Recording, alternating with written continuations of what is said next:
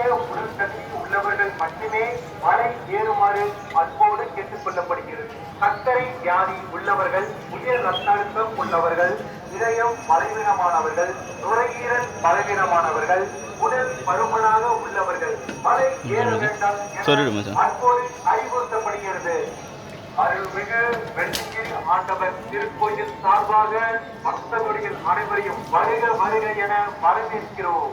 பக்த கொடி பெருமக்கள் அனைவருக்கும் ஒரு அன்பான வேண்டுகோள்.